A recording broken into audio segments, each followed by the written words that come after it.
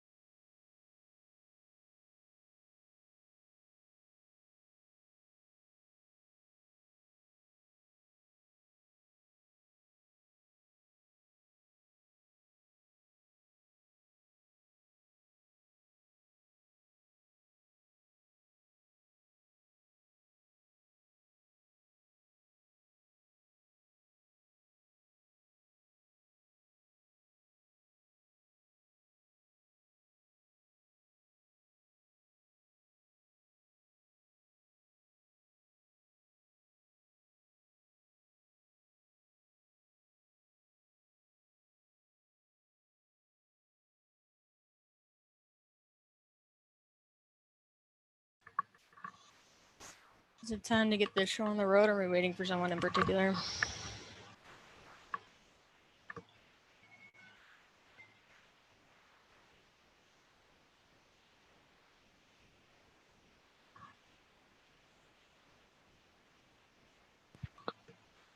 Nobody?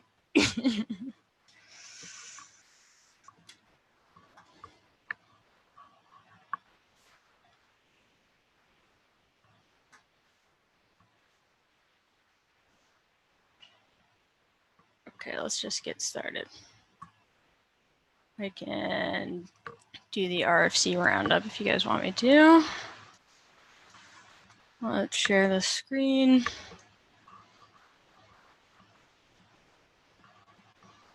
Can you see the list of RFCs? Yes. Awesome. Okay, so starting with the oldest, community charter. Do we know what the status on this is, anybody? Hey, Forrest just joined. You should be able to give an update. Hey, do I need to talk about this RFC? Yeah, that'd be great. That's your chance. Cool. I did. I've talked about this a little bit in a previous. What's the word I'm looking for? Working group meeting. Let me just pull it up really quickly. I can let you present it if you want to talk about it. I'll stop sharing. No, actually, this is totally fine. You pretty much got everything that I would want to point out. So basically, all that's changed sort of since the last time I presented this is I have a little bit more discussion around what it actually looks like to be a quote unquote actively maintaining a project. It's left pretty open-ended because I think that that's something that should be improved as we sort of look into this sort of thing. So I wanted to leave it with some suggestions, but not necessarily completely lock it down on my first RFC for this. The implementation section, I don't know that that's changed a lot either. This is generally the same RFC that I presented a couple of weeks ago on this. There's a couple of unresolved questions that I need to reach out to community members about. And I guess I should probably do that before we completely ratify this. But I moved this from draft to ready to publish, essentially. I guess contention on those. So if y'all have any strong feedback either way on some of this stuff, I'd be more than happy to address that. So it seems like the status is you're going to update with answers to these questions. Yeah, pretty much. Yeah, that's pretty much it. I think there's just some discussion, and even something like what the organization should be called could maybe actually be pushed off into something later. So I might actually remove that. But I just want to sort of chat a little bit about what the CFF allows for licensing for things that it's inside of its project. I don't know that it's a deal breaker for me either way because of sort of the nature of Buildpacks. But it would be worth me looking into.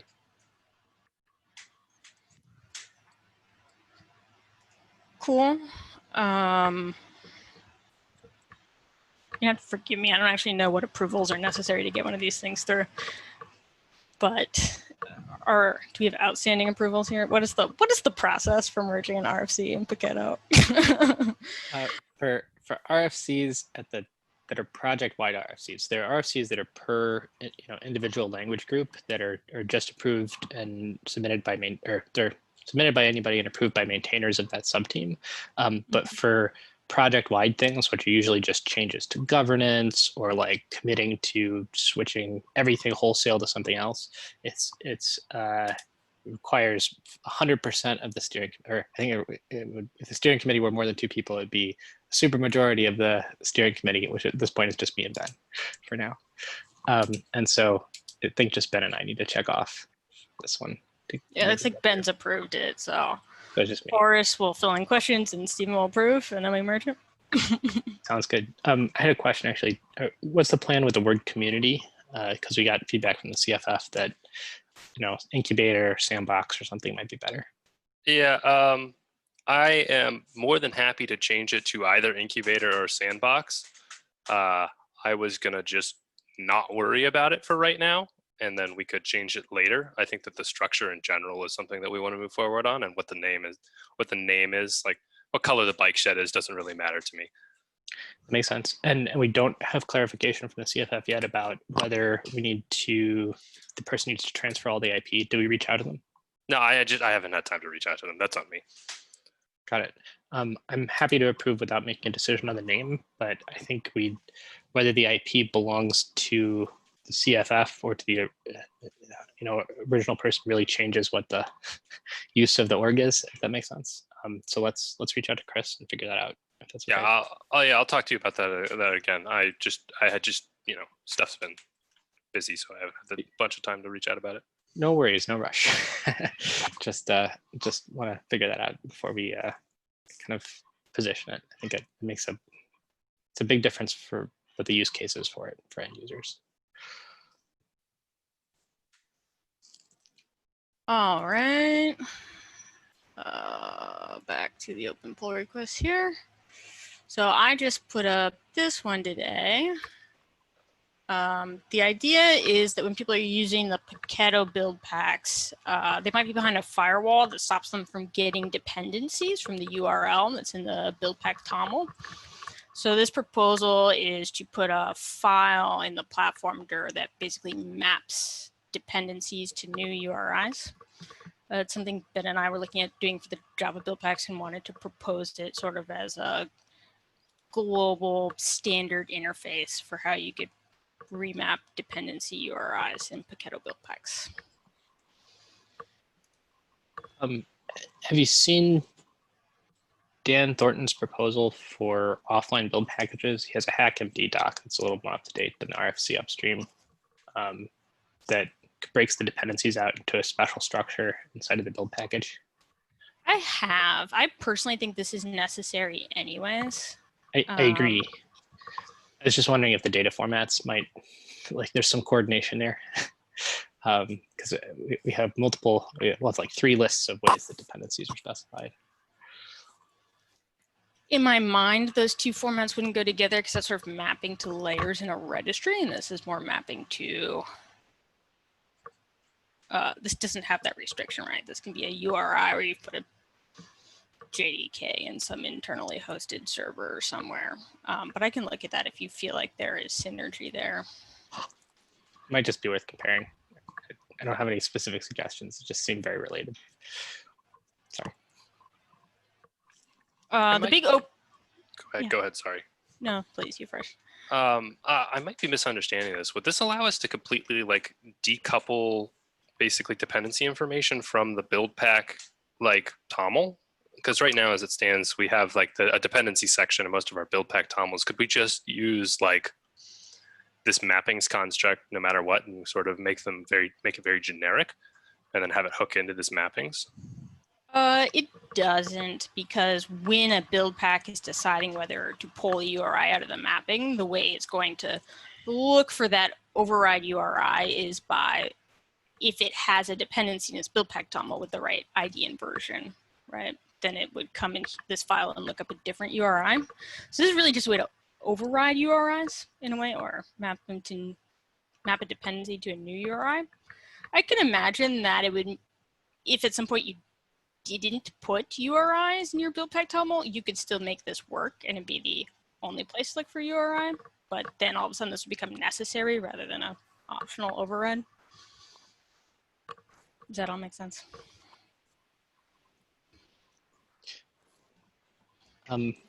One use case for the offline build package RFC is allowing a platform to decide what offline dependencies from the build pack store get put on the node that does the build, right? It can only put the latest version. It can dynamically, when a build starts, make a decision of, does it copy the whole gigabyte of all the dependencies over, or just some of them? That makes the performance characteristics of having a whole offline build package always transferred to the edge node a bit better. This seems like it's solving for a performance problem also in a sense, because if you want this, you're saying, well, it's because I don't want to put all the offline build packages in the, or all the offline dependencies in the build package. Is there overlap in those use cases? I think there is for folks who would have access to offline build packages, but I think this solves a firewall like air gap problem for users of the open source build packs who don't have offline build packages available to them. So everybody can package offline ones. They're not necessarily distributed by any vendor in particular. Yes, but I feel like the effort that goes into then packaging all of them and creating a builder is a lot to ask of people versus just creating a single file where they're remapping things they know they want. Just upload, add a file that gets mounted into every build, and then you're off to the races, rather than sort of repackaging your environment and then updating all of those packages every time the upstream updates. I have a couple questions. The first one is, how does this interact, or what is the expected behavior if the build pack itself is an offline build pack? So for example, you can today take the Paketo build packs and build them with offline supports. Like it will actually go and download all the assets and put them into a tarball. In the case of the build packs that are using Packet, the URIs for those build packs get rewritten to be like a file schema URI that references a file tarball that's internal to the tarball path. So it's no longer that canonical external facing URL. It's like an internal tarball reference. So is the expectation, if a build pack is offline and knows that it's offline and doesn't need to make a network connection to download a dependency, is it allowed to ignore this behavior? Is that an expected allowed I think it should. This is Okay. The URI you would use if you needed to download it, but no requirement that you need to download it. Okay. The second question I have is about stacks. I don't know if this exists today, but I can imagine scenarios wherein we have a dependency version for a specific dependency, but then we have two different dependencies depending upon which stack you're actually trying to download for. I don't see in an example that you're including stack as an extra identifier for how we would do that mapping between the two sets. Is that something you've thought about? Not something I've thought about particularly hard. Let me ask a clarifying question that maybe I should know the answer to. When I'm looking at a build pack toml and there's a list of dependencies, do you have multiple entries in that set of dependencies with the same ID and version? Yeah, so it might be possible for us to have go 1.14.1 against a Windows stack and also against a Linux stack. That and there totally would be makes two sense. Different tarballs. Yeah, we can add stack to this mapping, and I feel like that would solve the problem. I think we have that even today with maybe the CF Linux FS3 old Cloud Foundry stack ID versus the new IO build packs Bionic stack ID and some build packs for the migration strategy. So I think it would need to be in there before it could get approved, in my mind. Definitely. You can definitely add that. Is there a reason why it's scoped to a build pack ID?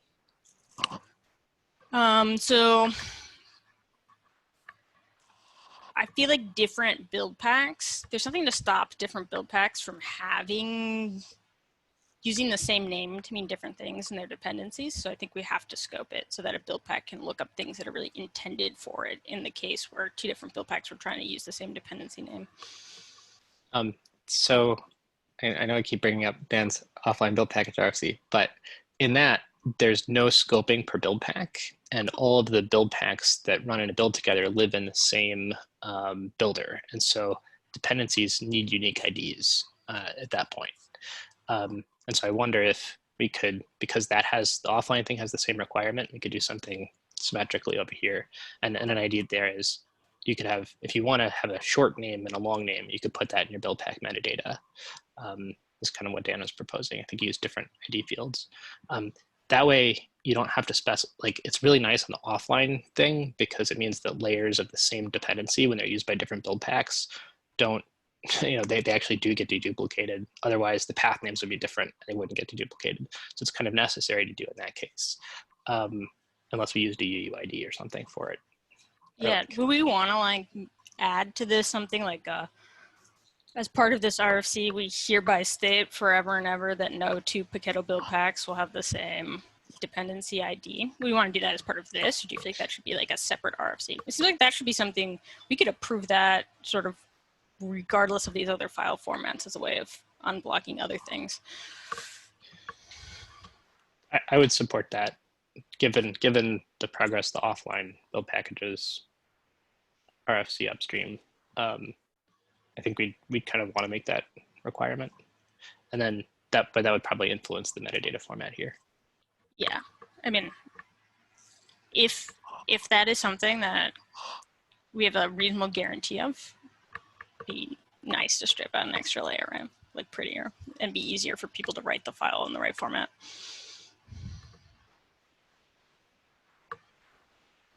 I think this is kind of stepping back on it. It's kind of like we should probably have unique IDs for the build plan dependency stuff, for communications contracts between them, and the dependency stuff too, just to allow for the deduplication and make the contracts meaningful. I think on the stack front, I was just thinking, I'm assuming we'd want that to be optional. Does that make sense to people? And the build pack can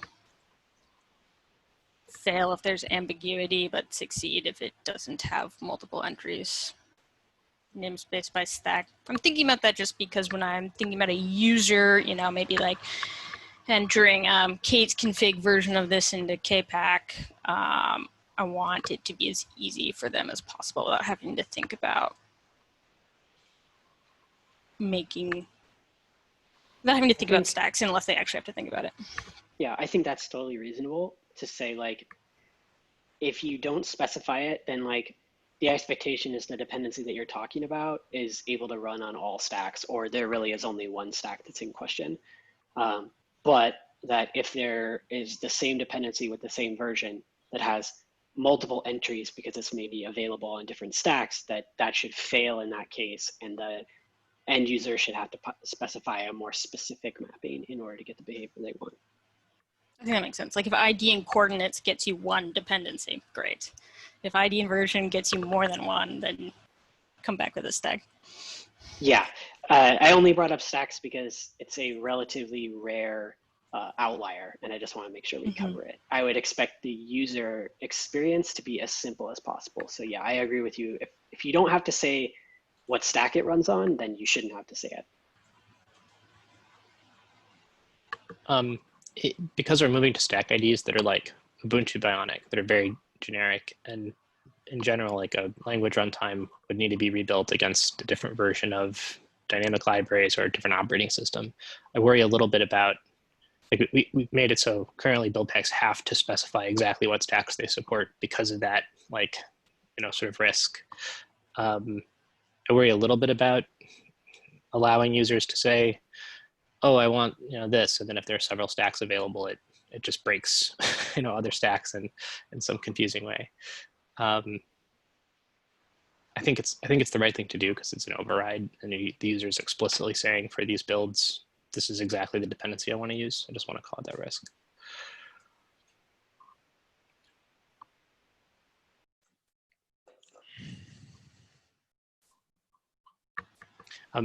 One thing I noticed is this is coming from the platform directory. Are there platforms that intend to support this yet? Or like, what does the platform side of this look like? So this would already work in Packs. In Pack, you can mount random things into the platform directory if you want. One of my open questions was, should this actually be a binding with kind dependencies instead of an arbitrary dependencies? It doesn't totally fit the canonical example of a binding, but it, with a just tiny bit of moving strings around, could be made to fit, and it might be easy because there's already support for that feature everywhere. It is kind of like a service. It's a service that's providing you dependencies. Yeah. Kind of like that.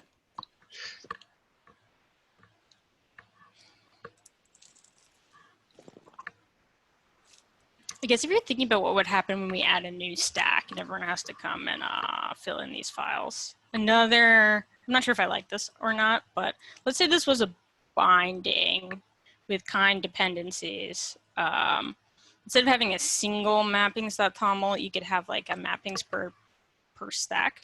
That's making it required, but then it would be easy if a new stack came out. It wouldn't break things, then you could go and like add a new file for the new stack. Sometimes the same dependencies, or sometimes the same dependency runs on multiple stacks. Sometimes you need to re-specify the same dependency with a different URL for different stacks. So if you broke it out into separate directories, you'd be specifying the same URL, or like you'd have a lot of repeats of the same data. Whereas if you put it all in one file, you can list the URLs just once and then list the stacks they support with them. I don't know if we care about that. It's just there are lots of different combinations you could have there, because there's like JavaScript code that runs on anything, and then there's binaries that just run on specific things. You know. All right, one file. Does anyone else have opinions on bindings versus not bindings?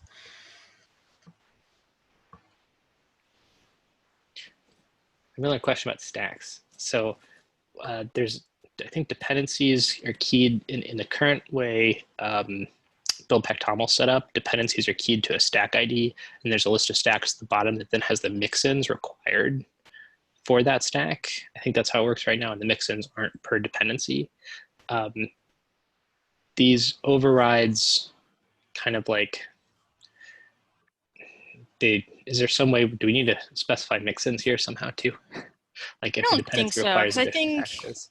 everything except for the URI is just a set of coordinates, so we can match the URI to the right thing in the Buildpack toml.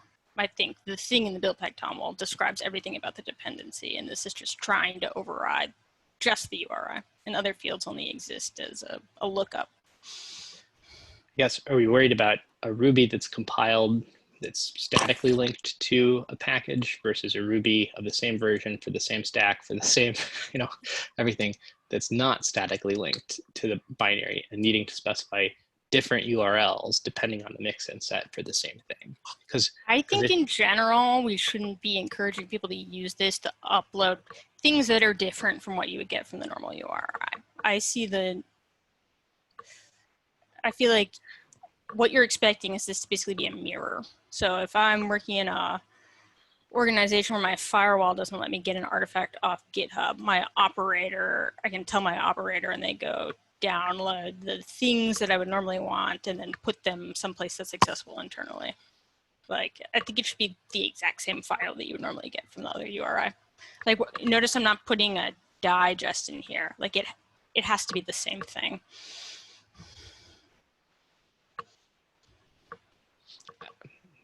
I think this is also a problem with having unique IDs, but imagine you have two different build packs that depend on the same dependency and the same version, but with different, and the same stack, but with different mix-in sets. And there's two different build packs. They have two different SHAs for the same thing. If you had this mapping and it wasn't specific to build pack IDs, then that could be a problem. But it seems like if we agree that we shouldn't have more than one dependency with this combination of stack ID, version, and dependency ID, then that solves that problem anyways. So it's probably not an issue.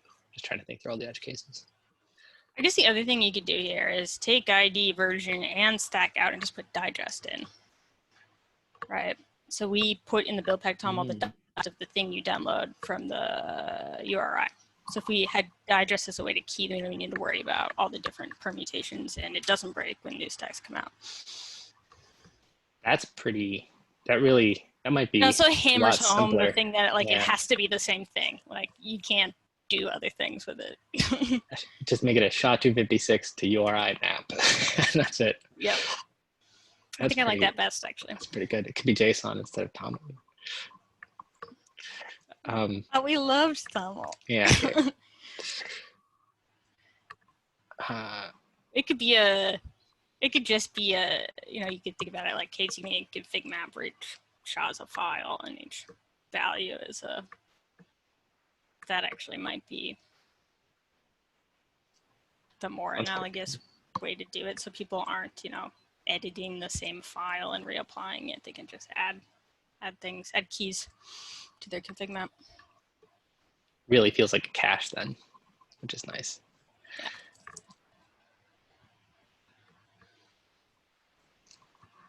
I think I like that better, but I wonder if other people have thoughts on that or the service binding thing too.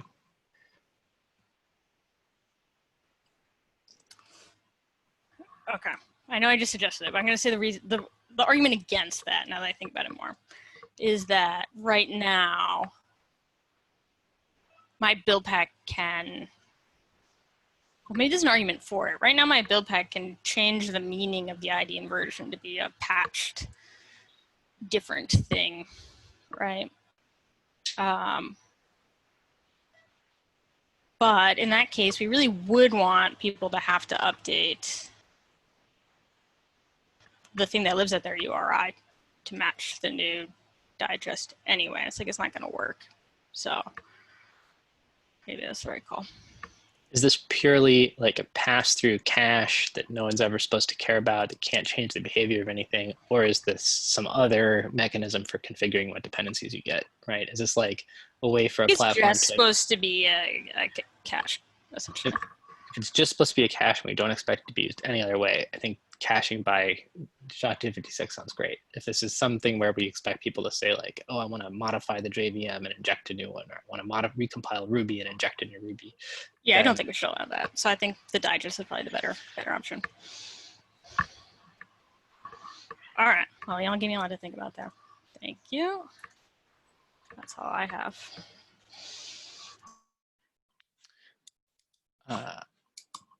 I can't find the doc anymore. Is the next one GCR still?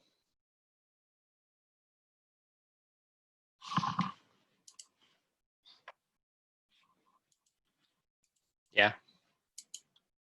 I thought those were the only two open ones, but I've also lost the doc because I have too many tabs. Me too. Okay, here we go. Yes, next one's GCR.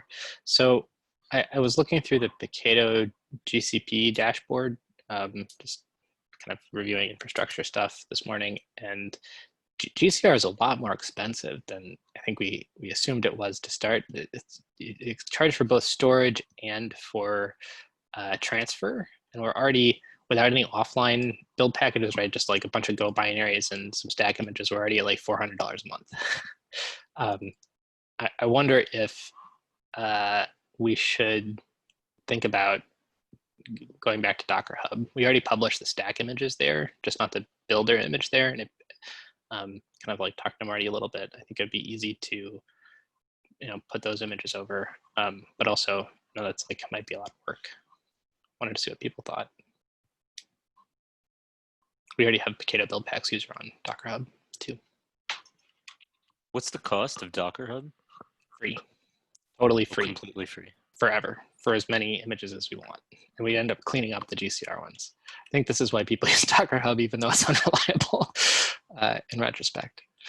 I would say the first thing, like when we moved to GCR, I was maybe a little bit sad because I feel like the searchability is lacking, like the user interface compared to Docker Hub. I realize the reliability is better, but just sort of like looking up what images exist is it's not as easy if you don't know the exact URLs to go to just find that in GCR. And you can't have a nice like markdown README that goes along with your images that describe how to use them, stuff like that. Agree with that also.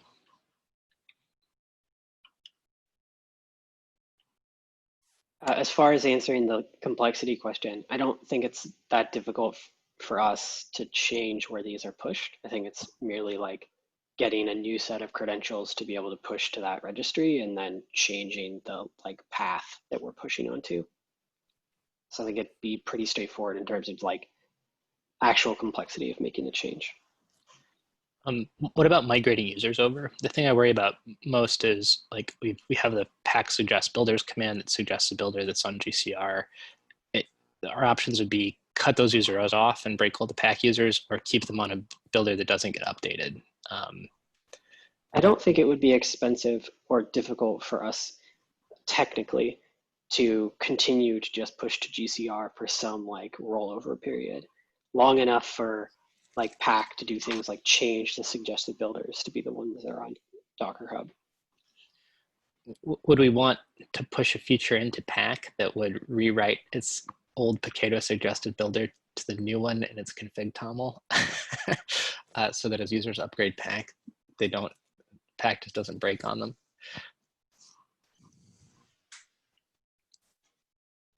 Why would It seems, sorry, go ahead. So sorry, did you say that would rewrite the config as opposed to just in a new release, just changing what the suggested builders were and calling it a day? Yeah, Like if it was the default builder, is that the case you're thinking of? because People might Oh. never change if it's the default builder. right. Until it just breaks one day.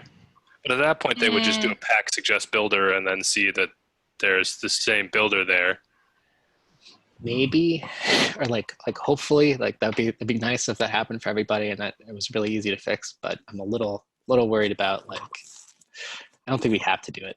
It came up as like a, this could be an option.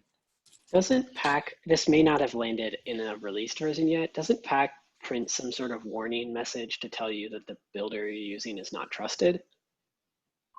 So if we renamed the builder so that no longer was GCR in the suggested builders list, then by default, wouldn't that GCR builder no longer be a trusted builder? Unless they had like explicitly said that it was trusted? I don't know what would happen if they had it. I don't know if if the suggested builders changing untrusts previous, because like the suggested builders are all trusted by default, but I don't know Right. what happens if you change the suggested builders and then your builder is set to but the default builder was a trusted suggested builder before. If the trust stays, I kind of think the trust would stay, but I'm not sure. Should talk to Javier.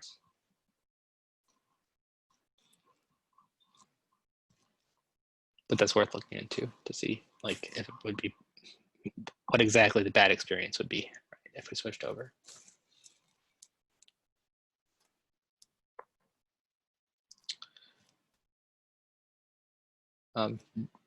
See, we got Ben here.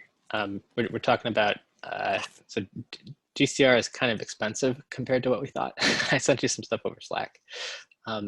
Thinking about what it would look like to migrate to the Docker Hub Paketo Buildpacks account instead. Don't know if you have any. Okay. How am I actually the person who's responsible for all the expense? Do you have an itemized expense of it? Is it specifically the Paketo build packs, or is it also the other stuff that we do? As a reminder, this is a recorded now working group meeting. It's just talking about the open source stuff. I'm just looking at the Paketo Buildpacks account in GCP. Okay. And it's up to $400 already, and we don't even have offline build packages in it. It's just go binaries and some stack images. You should also factor into that the Paketo community project as well. There are, although I don't think as many, there are a non-insignificant amount of images getting pushed there as well. I am also reasonably sure that there is a bunch of offline build packs there. A bunch of my offline build packs specifically, including, and like all of the CNBs before we had images and stuff. I think there's a possibility that we can do some pruning if you are worried about this. I refuse to accept the idea that all of our online build packs actually occupy that much storage space. I didn't separate online build packages from stacks, and all the stack images are there too. And Yeah. the storage cost will keep, because it's not just transfer, it's also storage. And so that'll just increase exponentially. I'm worried about ending up in a situation. Will it though? Like realistically, so like once we pulled everything out and went to online build packs, like my build packs they're pushing maybe 2.5, 3 megs a piece or something like that. Like even if I added 1,000 versions of them, like it's not, gigs of data. I think that just for the stack images though, it's going to increase a gigabyte a week or more indefinitely into the future. Yeah. It wouldn't be hard to move, at least. No, I agree. Yeah, and it might be worth doing that sooner. We were talking about ways to migrate users across in Pack. Like, could Pack rewrite the old suggested builder to the new one automatically when you grab a new version, if it's set as the default? But we do have. It's nice that we already have Paketo Buildpacks on Docker Hub. Docker Hub is infinite storage for free forever, so it's pretty attractive compared to paying for it. If you think the $400 includes some offline stuff, we could take that into account too. But even that seems like it's. Yeah, like I don't think the problem is as big as it appears. Like, it can be pruned pretty easily. But if you are worried about the future and the fact that it's going to grow back to that 400 and beyond someday in the future, then yeah, let's go ahead and just do it. I think if it's not so bad right now, though, that gives us it means that it's probably okay to keep everything in GCR and keep it up to date for a good transition period in between, and then but switch the suggest builders over to the new one. It seems like it's good to know that. Cool. Anything else on GCR?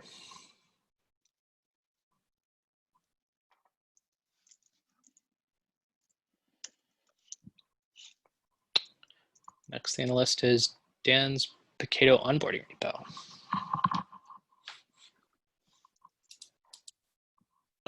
I'm just sharing that on behalf of Dan. I don't know if he's coming to these working group meetings anymore, but he spent a lot of time last week just putting together general sort of onboarding for Paketo, which I thought was super neat. And I wonder if we could pull that in as something into like Paketo community or something like that. Just felt like a good way to, just get started, learn about packet tooling, stuff like that, and how to create builders, build packs, all that sort of stuff. See, for people that don't notice, the branches get you to different things. I thought it was just one README, but there are different READMEs on different branches. There's a lot of stuff there.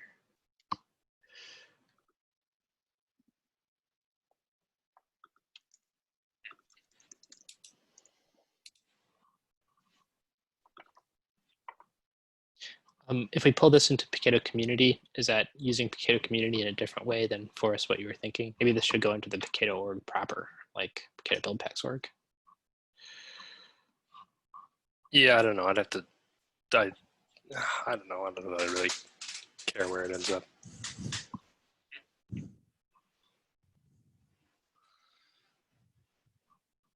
Have a bit of a read through it, and if it looks like it's more of a teaching tool for the project as a whole, maybe we just pull it into the whole community. But if it's more focused on how you might want to get started developing, it might make more sense to actually just keep it in the community where more people who are trying to look to develop for it might look. I have no idea. I don't have any strong opinions.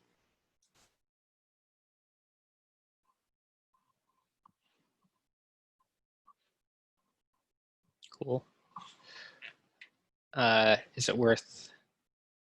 Should we open an RFC to add this repo to the one of the orgs?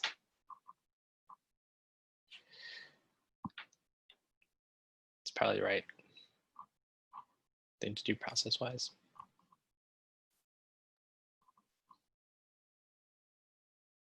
Sorry, I missed the last part there. Was it just to pull it in to either community or the official one? I was wondering if someone should open an RFC to propose adding it to one of the two orgs. Like, I can do that, just so we can have some place on GitHub where we decide where it lands. Cool, makes sense.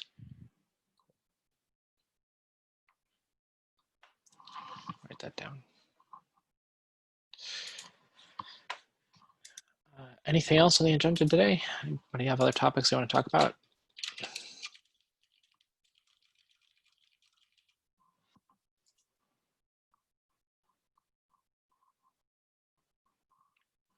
All right. Thanks, everybody.